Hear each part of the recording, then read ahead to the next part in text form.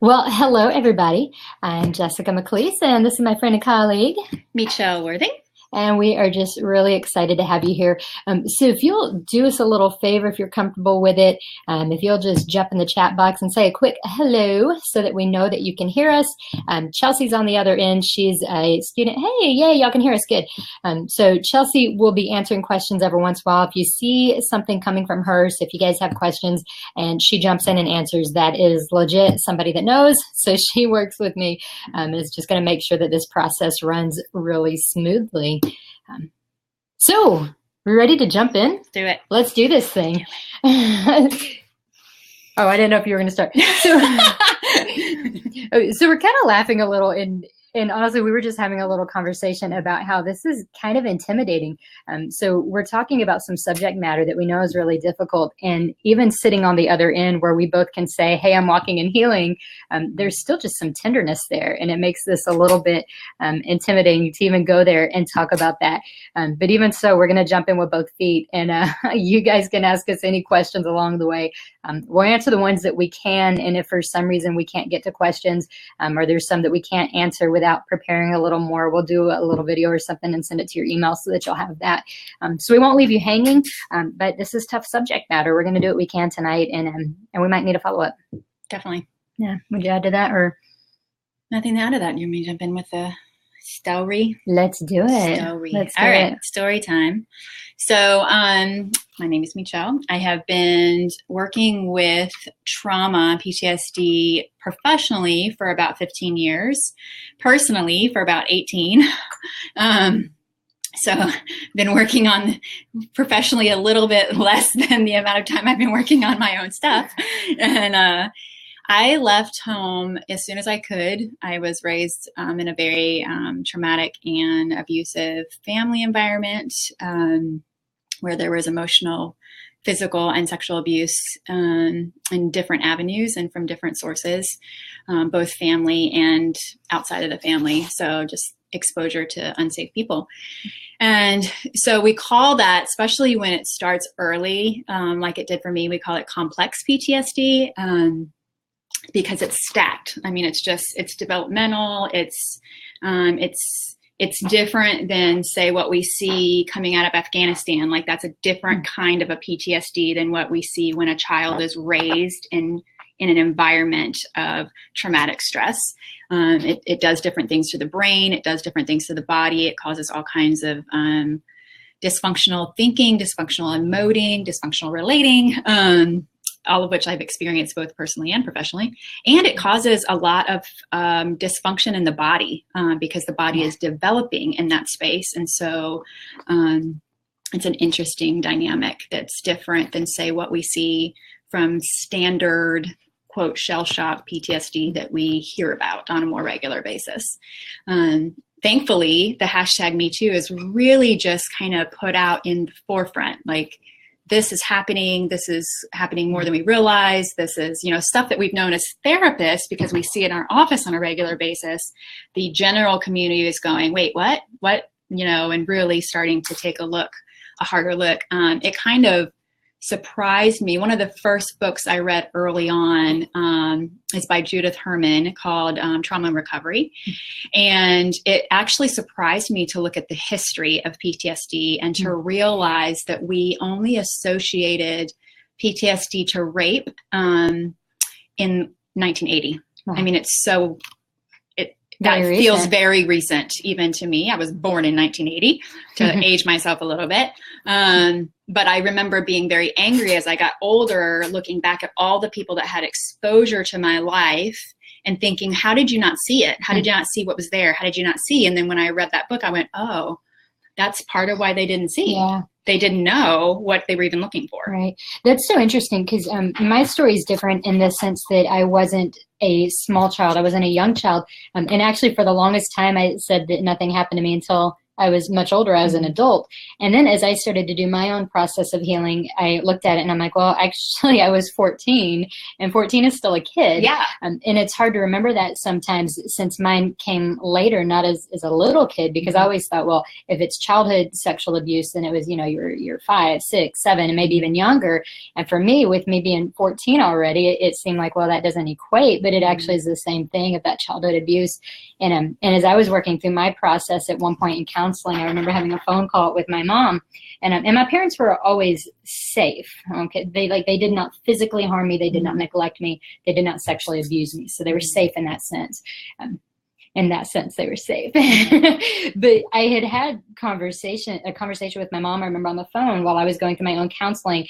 And she reminded me of a time, because, it was ugly processing that we would go through. And she reminded me of a time that she saw this switch in me, and she never really knew what it was about. And it was about that very thing of, she was seeing these symptoms of PTSD, but all she knew is what has happened to my little girl. She's not the same anymore, and didn't even know where to look or how to work on that process with me, or what questions to ask or anything like that. Exactly. And there's, so fast forward several years beyond like the healing piece of it, but even just professionally and working with young women, young girls, and women that have been trafficked, a lot of times we still associate trafficking as, we still use words like child prostitute. And I'm like, there's no such thing as a child prostitute. That is not possible. Yeah. Somebody at 14 cannot make a choice like that. That is an assault. Those are violations. And even just culturally seeing the need to continue that shift and mindset of when truly can a human being be held responsible for an act of consent or not consent, those kinds of things. Yeah, absolutely. And it's really a little bit mind-blowing to me still that we even have to have conversations about consent, because you should know, that just seems so obvious, right? You should know that a child is unable to make a choice for what they can do. Even at 15, 16, 17, you're still developing. And I would even say at 18, you're still freaking developing. Yeah. We know that the whole frontal lobe isn't even working to its full capacity. Right. And so really this consent can't be given until you're much older. Now we can train kids and teach them what it means to give consent and what it means to say no and let your no be no. But yeah, these conversations about consent are a little mind blowing, because it seems like we should all just have this ability to understand right from wrong. And if you ever want to see a good video on that, look up Consent T. Consent T. FYI, TEA. Yes. Consent T. YouTube Consent T, FYI, for those that are in any way curse sensitive, the first few words might be an F-bomb. Okay. So just warning. But if you could take that, other than that, it's fine.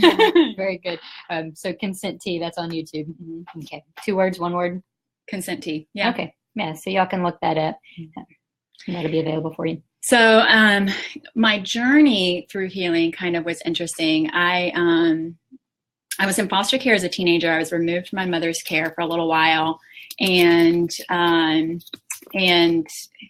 actually was kind of a big step in my journey. I was 15, and because it was the first kind of exposure that I kind of sensed, okay, family doesn't always look like mine. And so it was a different experience of, these people don't fight all the time. They're not cursing at each other. They're not yelling and screaming. They're not violent physically. I mean, just things that we often think, why does a kid want to stay in that environment? And it's because they literally don't know any differently. I didn't know. Yeah. And so when I started to get exposed more and more to families that didn't function like mine, I started to question mine and kind of the dysfunctional loyalty that I was raised with. Yeah, absolutely. And that makes so much sense, because if you're used to something, even if it isn't a healthy something, getting outside of that is insanely scary. And to think of, well, what's going to happen? When is the shoe going to drop? Because there's this fear of, just because I'm looking on this, at this picture and it looks like things are okay, I know that things are never okay. And when you live with that fear, any kind of situation is just incredibly scary, no matter what you're seeing, even if it seems like it should be a pleasant feeling. Exactly. One of the, my husband and I have a conversation on a regular basis about the majority of danger to children is actually people they know, which is true. I mean, really, it's somewhere in the 85 to 90% range of assaults and abuse happen by people that a child already knows. Yeah. And however, in my story, while that is true for some of it, there are other parts of it that actually were more things that happen in the neighborhood by not being observed, watched, and taken care of. Yeah. And so by an act of neglect in this arena, I wound up being assaulted in these other arenas, and it made me an easy target because of that. And that kind of stuff didn't come back to my memory until I was in my 30s, which is interesting. A lot of people really question, like, how is it that that can be suppressed? How is it that you can't come up with those memories until later? And it's usually, like in the work that I do, both again personally and then professionally, it's usually that there's sort of a mitigating event. There's some like a triggering event that makes it go, like the brain starts to take those barriers down that it set up in childhood for survival. Yeah. And for me, and a lot of times this is true for a lot of people, it's becoming a parent. And for me, that's what happened. I had already had my son, but it was my daughter coming home. And both my children are adopted, but she was almost 2 years old. And there was something about the size of her and her personality. And like, I went from having done a lot of PTSD work on the stuff I knew about and had not had a trauma, nightmare, or flashback for about 10 years to being completely undone. I mean, just like inside of a few months. Yeah. And had to drop. I was a trauma counselor already, and I actually closed my practice indefinitely until I could heal. Yeah. And you have to, and there's so many triggering events. So it can be when you have a child, or it can be when your child becomes the age that you were when you were abused. Certain smells can do it. So maybe a smell that you haven't even had in a really long time, and then all of a sudden, see the person used Irish Spring soap, and you're good until all of a sudden your partner has decided to go get Irish Spring and doesn't think anything of it, but you smell that on them, and there's that trigger. Instant, and sensory. That's actually a good point. I mean, sensory trauma is stored through the five senses. It's reprocessed through the five senses. It's healed through the five. I mean, like the five senses are a central part of both how it's created and how it's healed. So that's kind of an interesting dynamic to that story. Yeah. If any of you guys have trouble, go ahead and try refreshing. That's the best way typically to do this. And also just know that a Chrome browser is best. So if you have to get out and get back on, that should be fine too. So refreshing works usually. But you're right about those five senses being affected. And it's interesting because as we try to work through that trauma, like I can remember my emotions were just haywire when I was starting the process of working through my trauma.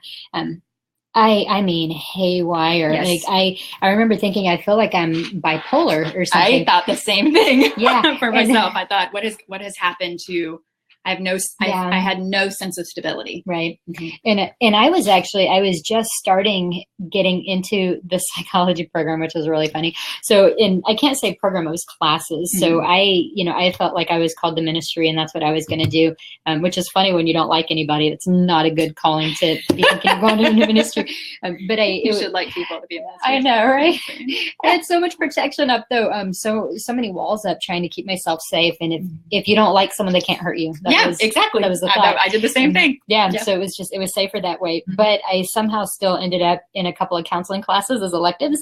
And I had a roommate that I lived with that I did not talk to. Like we lived together for a year. I said almost no words to her. I would look at her really evil. And then one day she's like, hey, I think you should go to counseling. I think there might be a problem. Right. And nobody ever helped me, at least in my opinion. Nobody was ever there. So I was like, yeah, sure. If you schedule an appointment, I'll go. And she did, like the next day. Look at her. She's like, yeah, okay, you said yes. Really I'm going to jump on that. So I started going to counseling, but I remember describing things to my counselor where I didn't know yet because I wasn't in enough counseling classes, but he was actually looking to see, well, is there bipolar there? Is there possibly some PTSD? And so he was looking at things so I would tell him this happened. And then later, as I was going and learning all of the different diagnoses, I was saying, you know what? Had he not known better, had my therapist not known well enough, I would have been diagnosed with bipolar disorder because the moods would just be all over the place, like sudden anger for no reason, outbursts, tears for no reason, weird laughing for no reason. Like it was just constant. I had no idea what was going on with my emotions. That's really so similar. I was probably, in my master's program, when I started to, so like I did a lot of kind of spiritual work. When I left home, I went to college. It was the first kind of solid family that I had that I felt safe with was my friends in college, and who they loved me and they cared for me.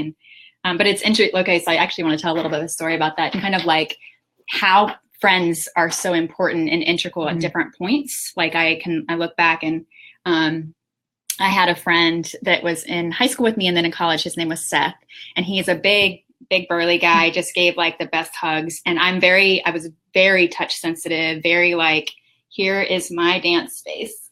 Here is like, get out of my space. But for whatever reason, Seth, I didn't feel unsafe with Seth. And so he would give me these big hugs, and I didn't realize how starved I was for appropriate affection. Yeah. There was nothing sexual. There was nothing inappropriate. There was nothing. It was just kindness, and how valuable that is in the process, even of getting to a safe place, of having somebody safe in that journey. And one time I'll never forget how healing it was when I was triggered by something related to just being abandoned by my dad. This isn't even sexually based, just that my dad wasn't there. And I just started weeping, and Seth held me like a little girl. And we weren't dating. There was nothing. There was none of that. It was just friendship and kindness. And it was an incredibly healing moment to me to have that somebody swoop in and be present in that space. Yeah, that is so incredibly healing. In my example, in my case, I didn't really get that until I met my husband. She's got a great husband. I do. He's so great. But I didn't get it. I didn't get that. So I had like the abuse for me started when I was in high school, and so it was, freshman year, sophomore year, junior year, senior year, first year of college. And it was just over and over again. And I don't mean like the same relationship. I mean, over and over again, I was finding myself in these situations and with people who weren't respecting me. I was like that easy target that they would go for. And so it took into having my husband. And our first year was rough because there would be times when he would show me some kind of loving embrace. And I would think, you're the same as all of them. You just want to touch me. You're horrible. And even now, so I've got a video online called My Husband Gropes Me Too Much. And in it, I joke about it and how we can play with our spouse, and it can be fun and it can be good. So I never say in the video that I'm talking about myself, but I've processed some of that lately, especially as we were planning for this. And I thought, there are actually times when that touch is very unwelcome to me. Yes. And when I look at it, I teach people not to do that, guys. I'm a sex therapist. I teach people to like embrace and love this touch with one another. But as I was even just doing my own, because you never quit processing. Yeah, you don't. And so as I was doing processing this time, I thought, that's amazing that I have that video out there. And yet there are times when it really makes me angry that he touches me, or it offends me and it upsets me. And as I was thinking about it, I'm like, oh my gosh, that's that trauma mindset again coming in, saying that I consider myself some kind of toy instead of his wife. Yes. And and so I had friendships that were safe like that. And so it was little bits of safe contact.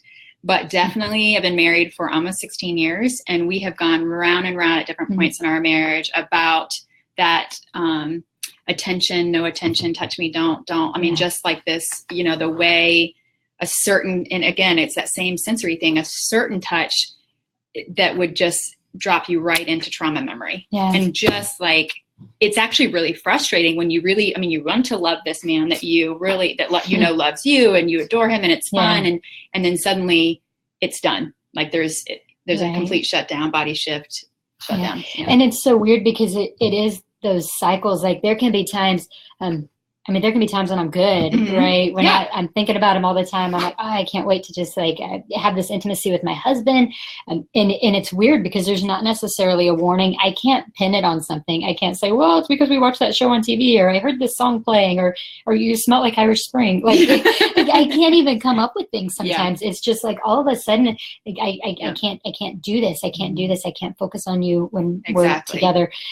Or I feel somehow like you're using me, or that you don't find me attractive. Like that's a big one I fight with sometimes. Oh my goodness. And it's so crazy that those things can come seemingly out of nowhere, because the body does hold on to so much of that trauma for so long. Yeah. And I wonder, even just, my husband and I have talked a lot over the years about how my PTSD has impacted our marriage, both for the better, but also just in really hard ways.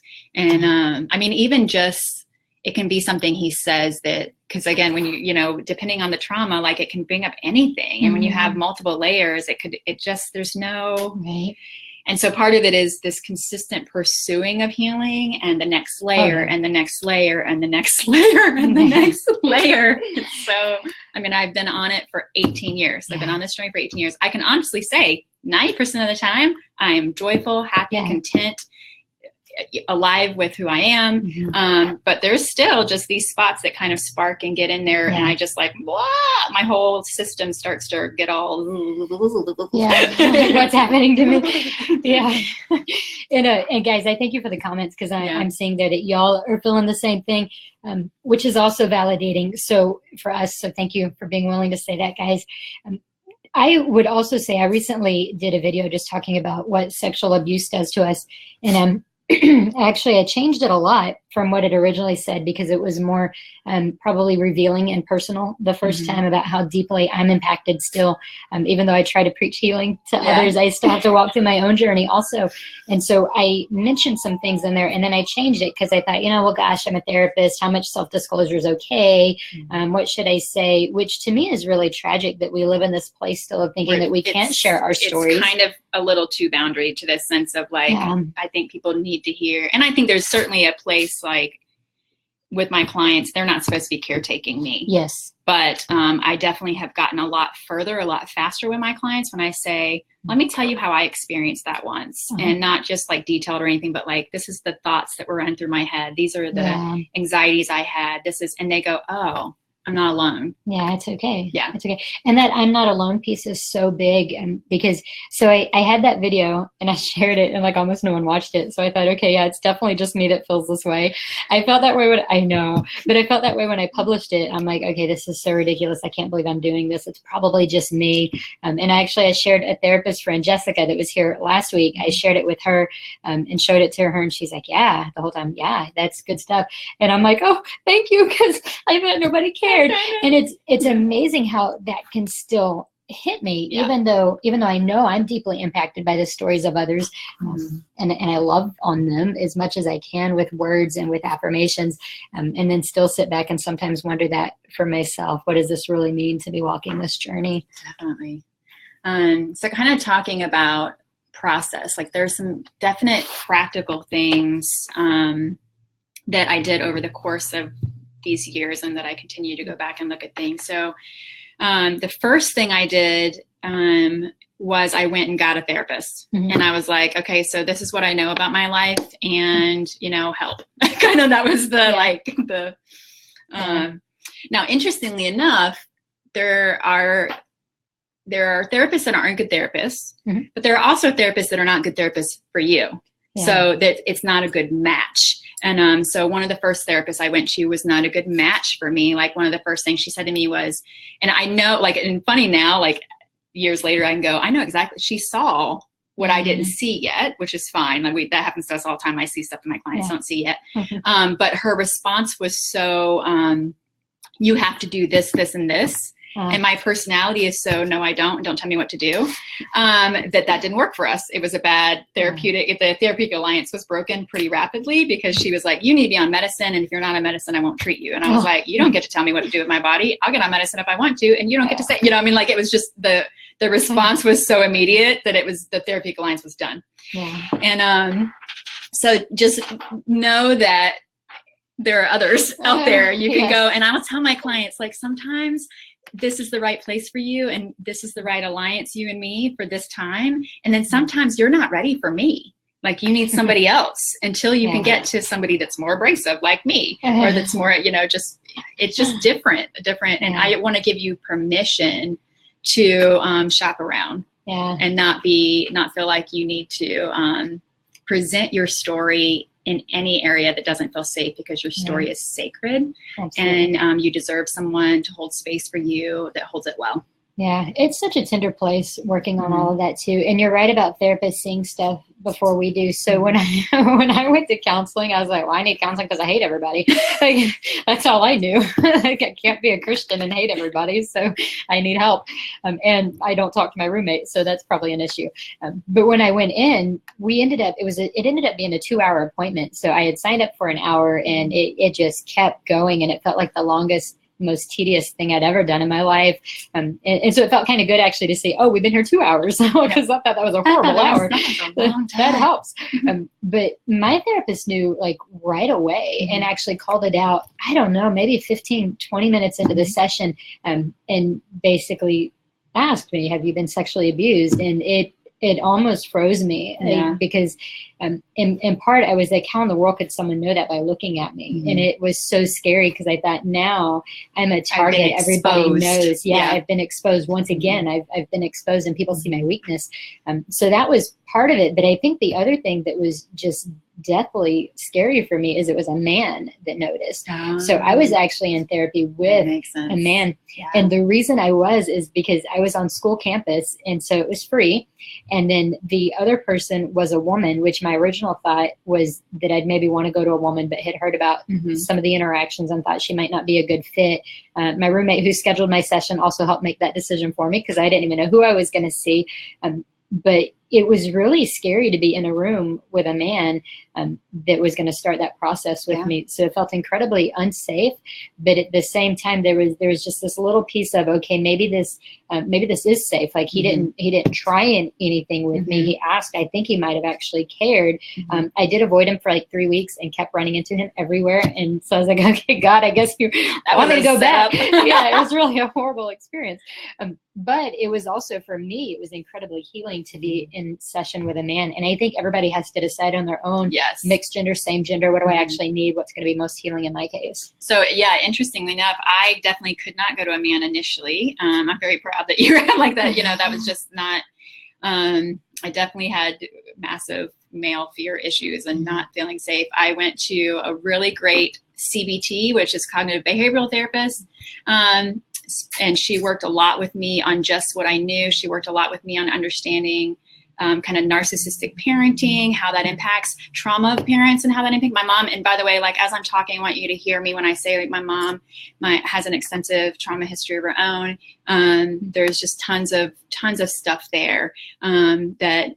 And I will say that while that is not an excuse, they are reasons. There are reasons why parents do some of the things they do. There are reasons, and everybody has to kind of walk that line, that path out themselves on what that means when it's family. And so I spent about 1.5 years with her. She worked really hard on just helping me address those kind of negative cognitions and stuff. And then I felt fine for a while. I didn't have any real like major needs or triggers. And I went on about my business kind of stuff. And I remember in graduate school, I took a class called Models of Inner Healing, and they would talk about like prayer models, doing, types of different kind of inner healing models for healing. And I just thought, there's no way in hell. I mean, like, I'm just going to be blunt. I was like, Jesus in my memories? No. No, I was a Christian. I've been a Christian for a while. I was like, screw that. Like, he was there. I mean, if he's really omnipresent, like you people say he is, and I believe he is, and I love him. Yeah. Even though I'm really mad at him, obviously. I'm not now, but I was. And I was like, obviously he saw it happening. He didn't do anything. So why would I let him in why would I do any of these weird, like, they felt weird to me. And so I totally rejected a lot of the spirituality, even though I was a Christian, coming into my therapy. I wanted very much therapy, and none of that stuff. And so that's what I did initially. And then when the situation with my daughter happened and she came home, and I'm just going to be real with you guys. I almost hit her. And I mean, like, she was having a tantrum and something. And I say this without like shame, because God totally took care of it and he healed both of us. But, but I remember balling up my fists and just wanting to punch her, and, which sounds awful and horrible. But just in that moment going, okay, I opened my hands, backed out of her room, shut her door, went in my room, shut my door. And then in a puddle of tears went, Jesus, I don't care what you have to do. You cannot let this happen. Like this cycle is done. Like I will do anything. I will do any kind of therapy. I will do any spiritual intervention. I will do. And he said, okay. And then, like there's all this stuff that happened. So, and I'll get into some of the other things that I did. Yeah. And that it's so intense, that part of the relationship with God and what that means, because I remember I was raised in the church, like we're talking cut my teeth on the pews kind of thing like that. That was our life. My dad was a pastor, still is. Through part of my life he wasn't, but anyways, was raised in church most of the time, other than like some formative years, I guess about a decade actually we were out of church. So I was raised in church as a little girl, and I knew what church meant, and then I went back as an adult, and I remember actually the point where God was saying, I'm going to use you to heal the brokenness of others. And I knew that God wanted me to work with sexual trauma. And I was so mad at him. I was like, I did the whole Moses, you don't know me, God. Like, you don't understand. I can't speak. I can't talk to people about this. This is too painful. And I remember basically saying to God, like, there's no way that I'm going to do this. You're definitely looking at the wrong girl. I don't want anything to do with this. And it was that moment that God really began to show me, no, this is what I have for you. And I remember telling him almost like I thought it was a threat, basically, but I'm like, well, God, if you're going to use me, then you better do something to help me. But it was, and he's moment. like, I know. And he's like, okay. I mean, I already had a plan. I was just like, exactly. And it's like, that's exactly what I'm going to do, baby girl. And it's going to suck, but I'll be there with you. But I remember one of my biggest fights with God, one of my greatest difficulties is when I would hear sermons where people would say, well, God understands, he sees your heart, he knows your sorrow. And I would think, no, he doesn't. Sure, he died on a cross, which I've never done. He was beaten with whips, which I never was. And I'd say, but he was not raped. He was never forced against his will to have sex with someone. And it would anger me when people would say, no, he knows everything. And it took a lot of healing just to get to the place where I could say, okay, so the same thing didn't happen to God, but the same way that he knows my heart and he can sit with me in that sorrow really is the same way we can do for one another. Exactly. Although our stories are quite different, we both know what it's like to have some really negative crap happen in your life and then have to get to a place where you can grow and build and heal. And I think that's what God tries to show us on this healing journey, is that he does know and he does understand, even though he did not have the same thing happen to him. Yeah. And I think, and kind of in that realm, one of the things I did feel like he showed me was that while it wasn't a technical experience that he had in dying on the cross and experiencing all sin, that means he did experience my sin that both I've committed and the sin that was committed against me. And so that really kind of changed. Like, I always could kind of see my stuff on the cross. I didn't really have that, like, I know that outside of Jesus, like, my personality could be a vigilante that, I mean, like, I watch Green Arrow and I'm like, I could be that guy. That's I mean, like, if you see my shirt says, that which does not kill me should run. Like, that's like part of my, you better get going because, But thankfully he saved me so that I don't murder anybody. Right. That's kind of good. That is good. Yeah. And be vigilante justice, which is not justice. But it kind of helped me to like, and then, so this is what happened was I said, I will do anything. Help me protect my kids. Help me not be, help me break these family generational stuff that's gone on for generations in our family. And he answered that fully. And that's actually when I went to go see a man. But I'll tell you, I made my husband go with me and he sat with me in every session, just to be there, just to like physically be there so that I could feel safe in front of a man talking about this stuff. Yeah. And he was a great guy. He did what's called theophostic prayer. And there's, different prayer modalities come with all kinds of like, yes, no, people have had good experiences. People have negative experiences. My experience with him was very good. And it was the first time I said, okay, Jesus, show me what I don't know and come and be part of it. Like, let me know what I need to know. Yeah. And I can't even express the amount of healing and how fast it was by allowing that process. That's awesome. Now, just before that, probably a year before that, I also did about a summer's worth of intense neurofeedback, which is a brain calming for your body. And so I'm saying all these things to you guys to know, like, it's not one model. It's like, it's an encompassing body, mind, and spirit. Find people that are willing to look at all the different ways that you've been harmed, so that you can address those things. And I take an antidepressant now, by the way. Like, I'm not ashamed of that. It helps still, like, there's enough trauma damage that happened that my brain does not produce enough serotonin. And it just helps. It keeps me more level and makes me less anxious. So helpful. Yeah. Yeah. And, you mentioned how it was really great that I could see a man at first, just right out the gate. But the reality is that was based in horribly misunderstood theology, because in my head, the only one that could help was a man, that women didn't have the strength to, which goes back to the own fears that I had of myself. I couldn't do anything because I wasn't strong enough and I had no power.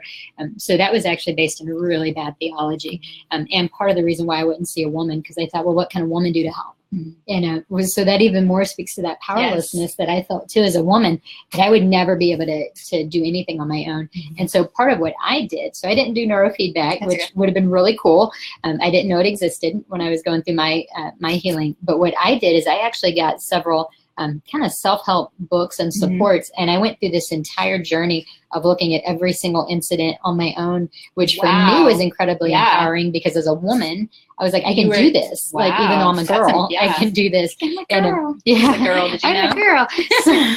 But I could go through that process. And for me, that was a huge part of my healing, to be able to say, I'm going to sit down and I'm going to just go through this, and I'm going to pull out all these trigger sheets. And so I had specific questions that talked about, what did I smell? What did I see? What did I hear? What did I feel? And so I went through each of those things with every single incident of abuse that I had. And I mean, it took a long time. We're not talking I sat down and did this one evening. That's a lot of hard work. Weeks and months of work of going through that. And even now there'll be things sometimes that I know used to cause a serious problem, but it's not as big a deal. And I joke about the whole Irish Spring, because that was one. That was one. That was a huge one for me, where anytime, like even walking down the aisle, if I could smell it of a grocery store, it was just too much.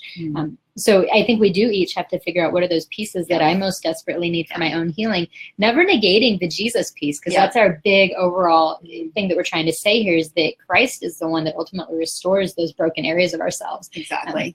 And that's a lifetime process. Even though he does it immediately, he does it in steps. Yeah. And I will say, like, one of the struggles I've had a great deal with the church is not wanting to send people to do things like neurofeedback or CBT or PTSD work, or making them feel guilty for being on medication, or, like they're not having enough faith. They're not, those kinds of things, or like prayer is enough. And I'm like, we are mind, body, and spirit. And so we need to really address things from a mind, body, and spirit perspective. Now, it's awesome. And I definitely believe, like, I've met people or come across stories where someone said, I experience healing from this in a moment. And that is, I believe in that. I believe in miracles like that. I also believe it's a miracle when you spend your life, and each space is a miracle. And I can look back at my life and I see all the little miracles that kind of culminated into feeling like Isaiah 61, which is that my shattered heart had been bound up. It culminated in that happening. And it was all of those factors. It was friendships. It was my marriage. It was my kids. It was these different types of therapies that I've done. And then, like, I have an exhaustive list of books as well. Like, we're both book people. So, like, I can literally just, like, go down the list of PTSD books, or like, Dan Allender's stuff is amazing. The Wounded Heart. And if you need something a little gentler to start with, because Dan is a little bit like me, he's kind of on the prophetic side, I think, where he's a little more pokey. I really, really enjoyed On the Threshold of Hope by Diane Langberg. I really enjoy her work. She definitely kind of comes at it, I think, from a little bit more of a pastoral type of a space. And so she's a gentler read in the process. And then there's some really good, like, secular resources. There's a manual called Resurrection After Rape that is a fantastic manual that one of my clients used and got a ton out of. I There's one called Complex PTSD from Surviving to Thriving by Pete Walker. Very well written. He's a survivor. I really I appreciate both survivor-led ones and ones of people that have just worked a long time. Like Diane Langberg says, she's not a sexual abuse survivor, but she's worked for 30 years with sexual abuse. And so she's learned a thing or two in that process. And she'll say very humbly, I allowed my clients to teach me, which is true. Even those of us that have experienced it, I still really have to walk gently and allow my client, the one that's in front of me, to teach me theirs and who they are, so that I don't try to take other things and go, no, this is the model for you. I don't, that's dangerous for people's hearts. It is. And we're even seeing, I mean, that's how it is, just us talking, because we had very different experiences in our journey through healing. And like you talked about, the process of healing. So when I say God does it immediately, just to clarify, because I don't think, boom, you're all good. But for me, I had these moments that felt like immediately, wow, I'm good. Yeah. And then it's like, oh, I have a journey. And then, oh, I'm good. Oh, I have a journey. They're almost like they're jumpstart places. Yeah. And something that would might take, say, a year to do, suddenly it's cleared up in 3 months. Yeah. And, and it's like this jump start. And then you find usually another layer. You're so you're good for 6 months, and then something pops up and you're like, man. It's funny, even less than that, because my story is salvation. And I remember the date because it was so pivotal, May 12th, 1998. And there was this moment where for the first time ever, and I'm talking, I was raised in church, out of it for a while, but we knew church. And there was this pivotal moment where I find it snapped, and I understood, oh my goodness, God loves me. Yeah. Somehow I'd heard it all my life, but it never actually touched my heart until that moment. And so I'm running down to the altar and tears. I get up and there are literal puddles on the ground where I'm just in awe of how much God loves me. But I'm not kidding you. I stand up and this lady goes to hand me a tract that says something about now what? Where do we go from here? And I was like, I don't need that. Boom, immediately angry. It's amazing though how trauma can do that to us, right? Because I have this moment where I'm like, God loves me. This is so great. I'm so adored. I'm loved. I'm cared for. And then immediately, I don't need you. Yeah. Crazy, yeah. Right. Yes. It can be that quick though. And it was for me for a while. Yeah. It is an interesting, just the processing of it, all of it is very interesting. And, I'm trying to think where there was something, I had a thought in my head. Did the comments do it? Because these are really good comments maybe. Too. So Tammy's saying God wants you to work at it. Definitely part of the growth. Absolutely. He definitely wants a partnership in that. I've never believed that God did not. I've always believed that God wanted partnership with his children. This is, and I think maybe I didn't always believe that, but becoming a parent, I learned really to believe that. In some respects, I thought, I want my kids to it's taught me much more the relational nature of God's heart as a parent. And I really think he wants us to partner in that space. Oh, I agree with that. I really like what Dan says too, about we just really need to be careful about not making others feel less than, because prayer and church counseling alone isn't sufficient. And that's so true. And I think often that is unfortunately the message that gets sent to people. I've heard that so many times over, and I know that people are very well-meaning when they say, well, let's give it to God and be anxious about nothing. And the Spirit of the Lord will give you joy. And all those things are true, but they're also true in our very human selves and our very sinful natures, where we don't just all of a sudden walk into this place of healing where we're like, yeah, I'm saved, I'm good. It's just not reality. There's so many other measures. And God uses people to help bring about that healing. So you've got your neurofeedback, who it was run by a person. And even the books that I read, that's an author that wrote that out and poured their heart into it. So yeah, God uses people.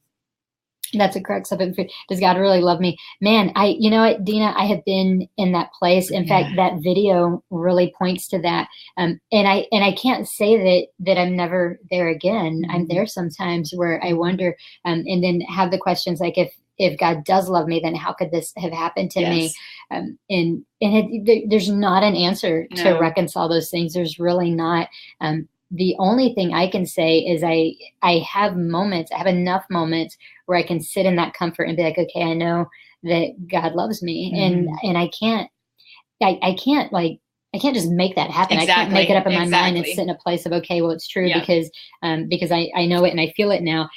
It really is just these divine moments where God shows me sometimes. Definitely. And there's been so many of them that have been church moments. They've been by myself moments with the Lord. They've been reading a book moments, reading the Bible moment. I mean, like so many of those where it's kind of gets interwoven. There's another inner healing prayer model called Sozo that I'm both trained in and have experienced, and that has been really healing too. And so it's not one thing. It's all, it's these different components, and kind of trusting the process and not getting, I think one of the things I do frequently say to my clients is, this is definitely not a sprint. Like, we're on a journey, and I might be with you for this amount of journey, and then there's a new therapist or a new person that comes in this way, or it's friends here, or it's a pastor here. I mean, it's this lifelong process, because on this side of heaven, there's no completeness. There's whole enough. I think, like, I feel whole enough for now, and we'll see what comes next.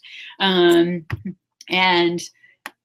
I just trust I've learned more to trust his process, but I had definitely been a Christian for easily 20 years before I really believed that God was good.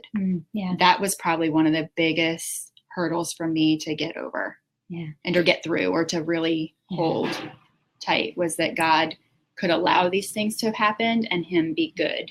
Right. And that is definitely a question that is just rolls around in people's hearts and minds. And there's not an answer, and there's no way I would ever suggest that there is an answer, because there's just not a good answer for it. I mean, my hope and my expectation is we'll get some more understanding when we finally get to heaven.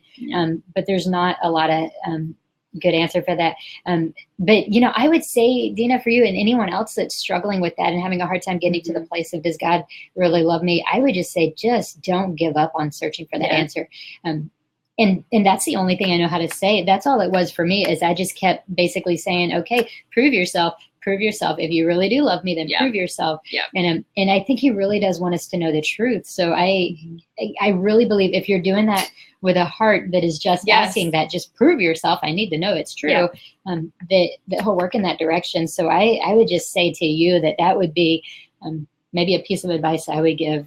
I definitely said that. I mean, I don't think that's the same thing as when the Bible talks about, like, don't test God.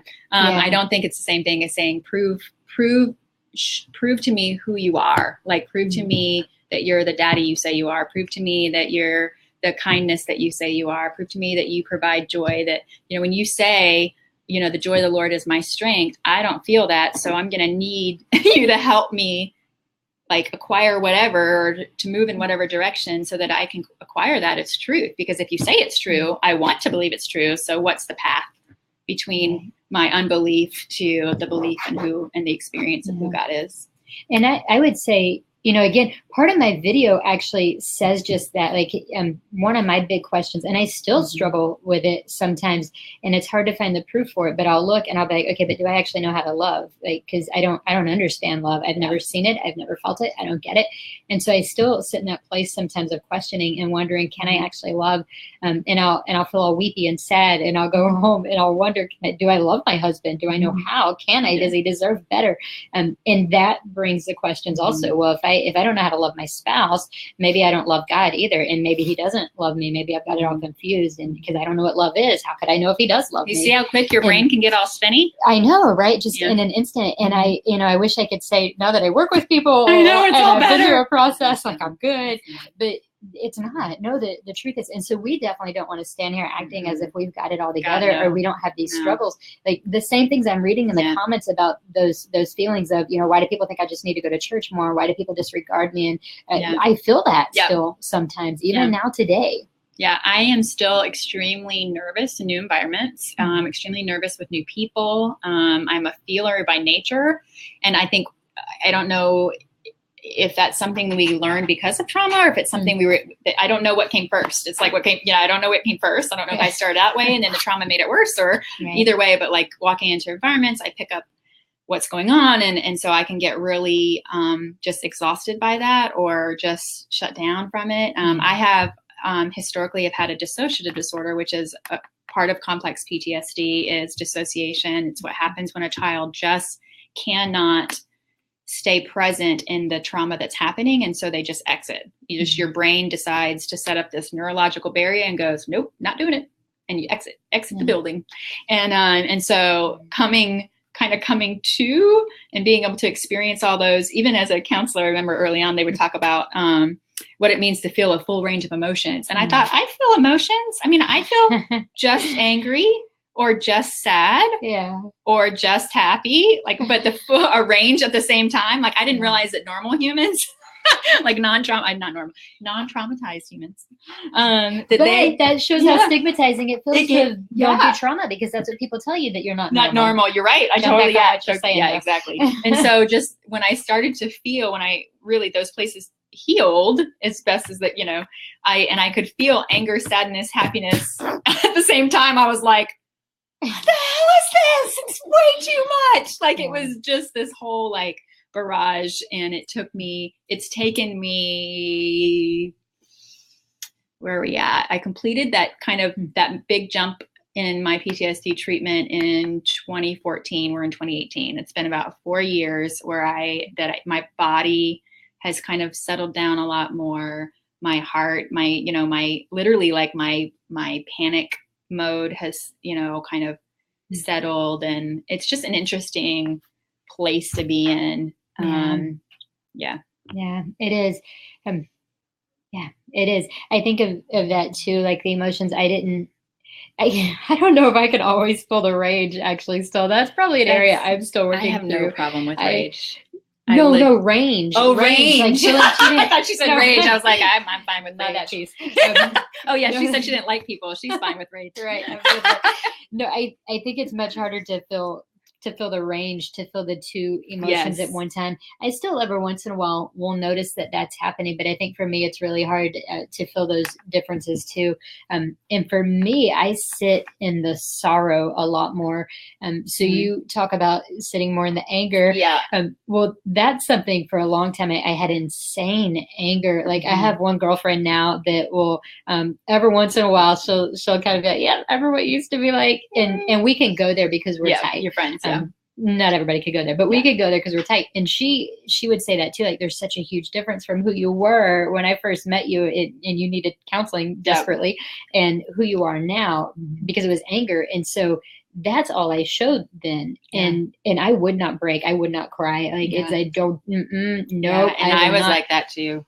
And getting to those places of letting myself cry, boy, that was hard. Yeah, and now I'm like the opposite. I find that like I'm a big crybaby most of the time. Like I cry at commercials. Telemarketers guys can call me, and I'm just like, gosh, I just want to say I love you. Like I'm just saying, no, you're so special, right? And it's so tough because now I'm on the other side of it. So I'm hoping that there's going to be some balance eventually. But even, I mean, we're talking almost 2 decades since the last incident happened for me. So 2 decades of coming out of that and working on healing, and still finding that there's just so much there that's really difficult to work through and process, and that it is a lifelong journey. Yeah. Yeah. I was, this is an interesting story. So I was in Italy with my best friend this last year, and some guy just grabbed a hold of me and kissed me. And just a complete stranger. Oh my goodness. I didn't see it come in. Like and I immediately, having all the trauma all the work that I've done, one, I froze, which pissed me off.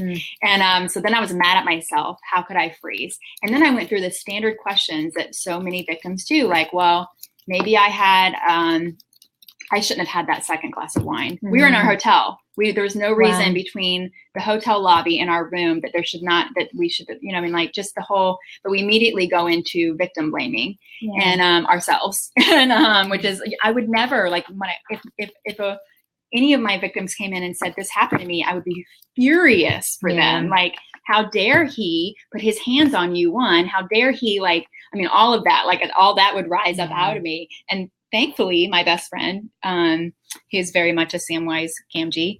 That's exactly what happened. She was like, no, that's not what happened. What happened was this, and just needing people to come in and go in those moments and go, no, that's not the truth. Here's the truth. The truth is no one has the right to violate your space in this way. Like, that's something, no one has that, right. Yeah. Right. And that's absolutely true. No matter what, never, ever, ever does anybody have that right. It doesn't matter if you're married to them. It doesn't matter if they're family. Nope. Nobody has that right. And I think it's really important, even in marriage, to recognize that.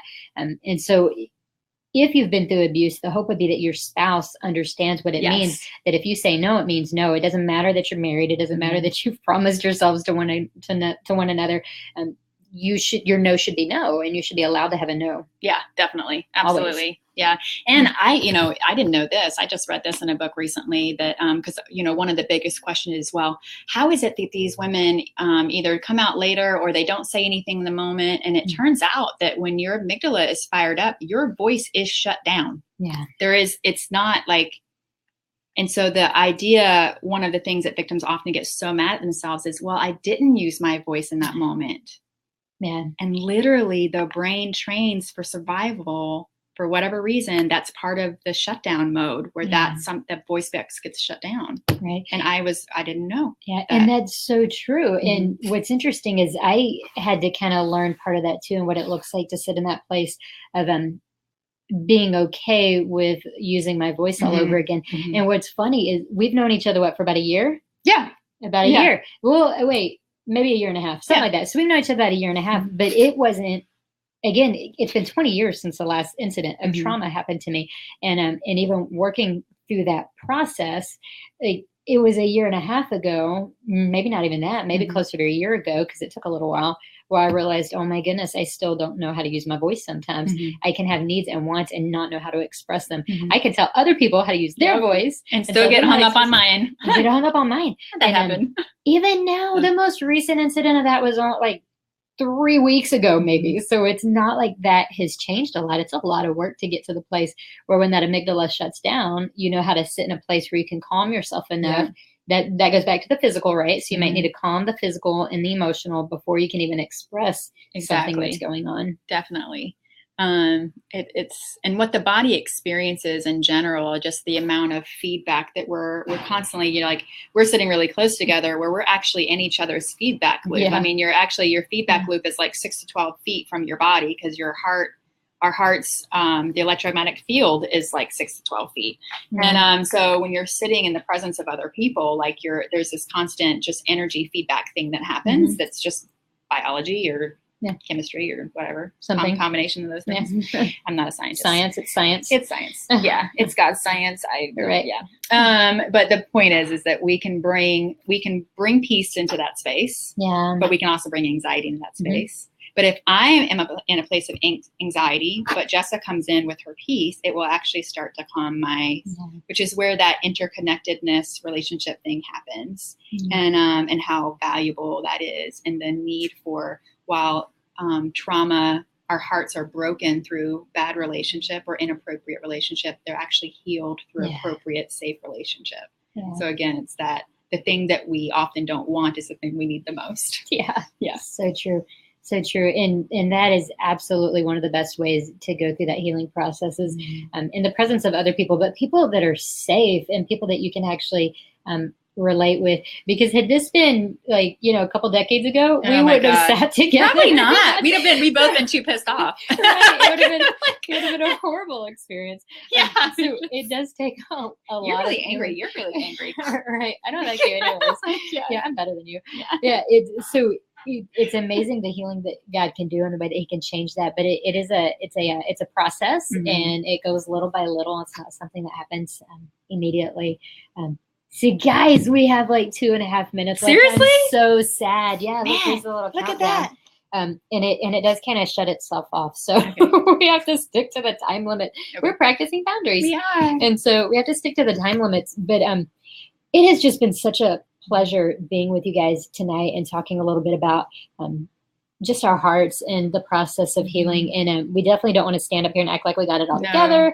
I think we made that clear. Yeah, please hear that. So we don't want to act like we got it all together. Jesus does have it all together. Yes. Just as He really does. And He adores all of you. And He is not afraid of your anger or your fear or your anxiety or your sadness. None of those are sins. They are His, their emotions, and He wants to sit in those spaces, and He can take I used to say all the time, like, he can take my tiny little fist on his big giant chest. And Yeah. I feel like he has had my tiny little fist on his big giant chest a few times. Yeah, for sure. Yeah. Absolutely. Yeah. So we just thank you guys for being here. I hope that it's been meaningful to you and helpful to you. Our heart is just for you to keep seeking Jesus. Again, we believe that he is the ultimate one to heal and to provide that goodness and that grace to us. But we also don't believe, like, if you go to church and you pray on Sunday, that you're going to be all good for the rest of your life. Okay.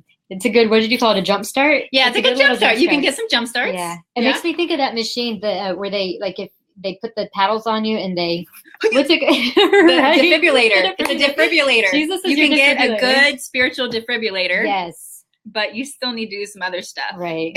You Right. know? And You so still got to clear out those emotional arteries. Yeah. Can't be eating whatever you want and think, Yeah. So that's what we encourage you to do, Yeah. is keep getting that I can't Defibrillation. say the word. Defibrillation. Defibrillation. I don't know if I'm saying it right. Yeah, that's the best we can do. Anyways, well, that's it for tonight. I saw a couple people saying that y'all like us to maybe do some more of this, so we'll chit chat, Happily. we'll talk about it, and Yeah. we'll figure out what we can do to do some more of that.